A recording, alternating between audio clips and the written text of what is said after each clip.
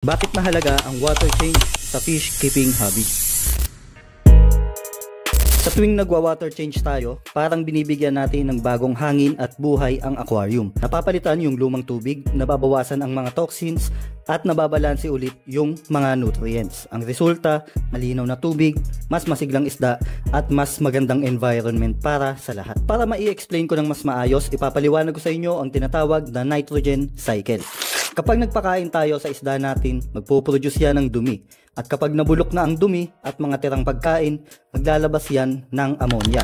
Ang ammonia ay lason sa mga isda na nagkukos ng pagkamatay kapag mataas ang concentration. Diyan papasok ang kahalagahan ng beneficial bacteria dahil sila ang nagbe-breakdown sa ammonia para maging nitrite na delikado pa rin pero mas safe kumpara sa ammonia. And then, i-breakdown ulit ng beneficial bacteria ang nitrite into nitrate. Ito ang pinakamababang toxins at mas ligtas para sa mga isda natin. Pero dapat kontrolado ang concentration nito sa aquarium natin. Kung planted tank ang setup mo, ang nitrates ay nagiging fertilizer para sa mga plants. Kaya kung mapapansin nyo, merong mga tinatawag na self-sustaining aquarium tanks. Dahil sa sobrang dami ng plants sa loob, may nag-e-eliminate na ng nitrates at hindi na kailangang i-water change.